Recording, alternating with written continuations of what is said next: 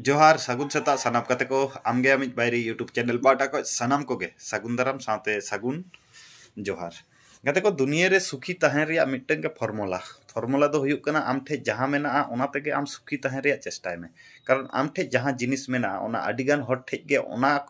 ओना टुकु हो बनुआ नोना माइंड सेटअप जुदी आबो बोन कराव दाड़ेया सेबन बहत रेबो रेबेद दहो दाड़ेया ताहले आबो दो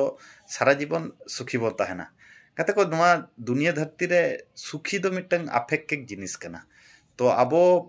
अडिगान होड़गे नवा जिनिस बांग बाड़ाय खातिर आबो बोन मिस ये आबोन आबो बोन मने जेमन टाका पैसा धन दौलत हेज लेन खाज गे सुखी बोन हुयुआ गते को ओनका दो बांग हुयुआ टाका पैसा ते दो आमा मिटन पालंग कम किरिन दड़ा किंतु जापिद दो जेमन बाम किरिन दड़ा अडिगान कथा रे नोंकाना कथा आबो सानाम होड़ के बोन बाड़ाया ओना खातिर सुख ताहे गे हुयुक कना जीवन रे मूल उद्देश्य खुशी रस्कते ताहे कते जीवन टा भागी भागी विचार धारा तेबन मांग सेद बन लहा इदिया ओनागे मूल उद्देश्य कना और गाते को अब सानाम होड़ के बन बाड़ाया जे मानमी दो को हुयुक कना सामाजिक एनिमल से समाजबद्ध जीव तो समाज रिन प्रत्येकटी मानमिया गे किंतु आबोआ प्रयोजनीयता मेना नोआ समाज रे रेंगेज किसाण नोआ जुदी बांग ताहेना ताहले जेमन सिंह और निदा जुदी आबो बाबन पार्थक्य बाबन बुझेव दाड़िया ताहले आदो ओका जिनिस रिया गे नो वैल्यू बांग ताहेना जुदी नोआ धरतीपुरी रेंगेज हड़ बाको ताहेना ताहले किसाण रिया जेमन वैल्यू बांग ताहेना ओंका गे रेंगेज किसाण हड़ बाको ताहेलेन खा रेंगेज ओनागे को लिए गाते को सोशल स्टेटस से सोशल मोबिलाइजेशन ओना दो आजा सिस्टम तेगे चला ओना खातिर मानमी हिसाब तुम जनाम अकान खाज दो आमा जहां मूल्यबोध ओना दोहो हुयुक तमा किसाण रिया घमंड जस्ती बांग देखाव काते झोतो हड़ साला मिले मिसे काते ताहेगे हुयुक कना गे जिंदगी अडिगान हड़ नोआ जिनिस बाको बुझेवा तो मिद समय एमन हुयुक ताकोआ जे आको को एकला उतरोआ माने आकोरेन किछु किछु बारिया कैटेगरी ते पूरा भाग गदोआ जेमन किसाण हड़ और मिटन रेंगेज हड़ कते को ओंका दो आलोपे भाग को ताबोना सब थेके मारांग धर्म हुयुक कना मानव धर्म रेंगेज एने किसाण एने सानाम हड़ कोगे सानाम हड़ साला गे मिले मिसे ताहेगे हुयुक कना मानमी जनाम रे मिटन सार्थकता कना ओना खातिर आमगे आमिज बायरे यूट्यूब चैनल पाटा खoj नो नोंकाना कंटेंट के हिजुआ आपे को सामांग रे जहां मानमी रिलेटेड किछु क्वालिटी साउते दुनिया धरती रिलेटेड किछु क्वालिटी साउते आबुआ संताल कम्युनिटी चेतान रे किछु वीडियो हिजुआ तो जहां नोआ यूट्यूब चैनल बापे सब्सक्राइब का नित धरी तेन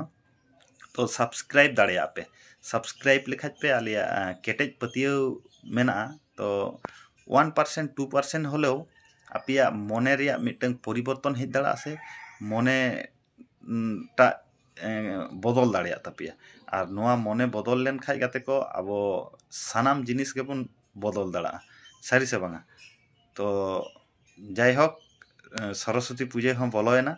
तो सरस्वती पूजा झतो हड़ सानाम कोगे खूब खुशी रस्कते पालन ताबन पे एक्चुअली सरस्वती दो विद्या मा कनाय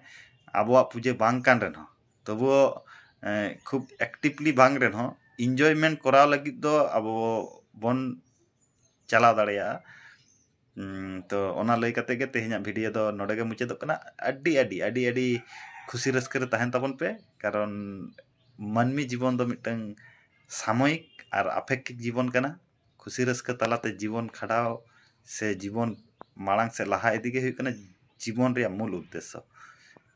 तो चाकरी बाकरी नाम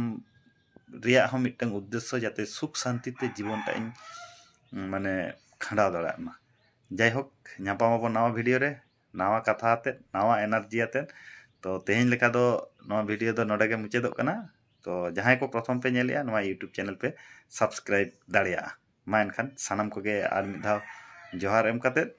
तेहेना वीडियो दो नोडे गे मुचादो कना दुनिया धरती रिन सानाम मानमी खुशी रस्कते को ताहेन मा साउते काते को हेल्पिंग मानसिकता आबो जीवन रे कटे अप्लाई ताबन पे कारण सेल्फिश मानसिकता दो आबो माने